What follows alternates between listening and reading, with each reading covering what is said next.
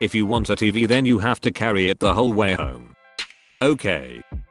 So where I'm from there's 2 times a year where you can put anything you want to throw out on your front lawn and it'll be picked up no cost. I don't know if it's just my home state that does this or if most states or even countries do this. Where I'm living now used to but doesn't anymore, but that's a basic description of what happens.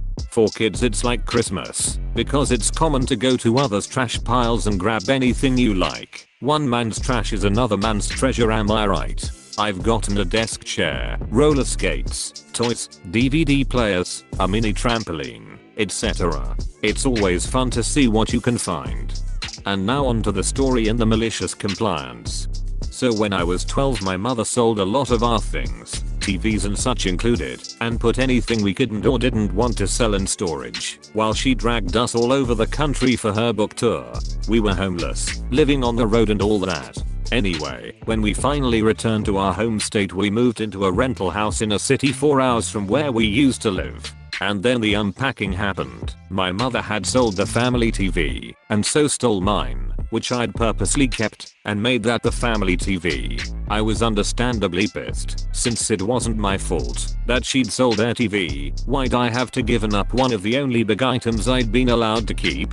Months went by and then that glorious day came, and my siblings and I were allowed to wander the nearby streets looking for hidden treasures. That year everyone had been transitioning from analog TVs to digital one, so the streets were filled with analog TVs that were being thrown out. Almost every house had one on their lawn. I took my siblings home after some successful treasure hunting and begged my mother to help me bring one of the TVs home. It would taken very little effort on her part to get the car and drive it to one of the TVs I had walked to and bring it home. We were both used to some heavy lifting, so between the two of us it would been a piece of cake and free. But no, she refused. If you want a TV so bad then you have to carry one back to the house by yourself. It wasn't a challenge or a tone that was in any way positive or encouraging. It was a tone that said I won't help you, and you can't do it alone, so just give up, with a hint of smugness, waiting for me to dejectedly walk to my room in defeat. No way. Fine. Just make sure to hold the door open for me when I get back, so I can get it inside. I turned and left, determined to prove her wrong. Yeah, sure you will, she had replied, sarcastically. So I went front lawn to front lawn looking for a good TV. There were many that were way too big to carry, and other that didn't have any good way for one singular person to grip them, and would slip when I tried to pick them up.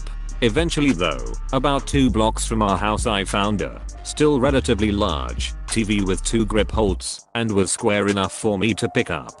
I lugged that thing, arms protesting and back aching, the whole way home, and set it down right in front of the door.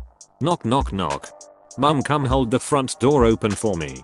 The look on her face was priceless. She just stood there, dumbfounded, before I reminded her that I'd only done what she told me to do. I brought that baby inside and placed it on my TV stand, where I proceeded to hook up my DVD player and give my mother a shit-eating grin when it turned on. I had that TV for years, until I eventually had to put it out on my own front lawn when I got a digital TV of my own. The funny thing about this though, is that the TV had to be moved a couple of times while I owned it, moving house and the like, and I couldn't lift it again. It was too heavy, and even with my mother helping we both struggled to get it out of the house. Yet 12 years old me had managed to lift it all by herself. The desire to maliciously comply and spite my mother gave me a momentary burst of super strength in order to accomplish my task. I still look back and laugh at how my stubbornness and spite empowered me like that. Edit. And it's official. This post about my spiteful younger self status malicious compliance is now my top post. Was not expecting that. Till that spite can trigger an adrenaline spike. Spite can trigger the apocalypse if you're not careful. What's your favorite soda flavor? Spite.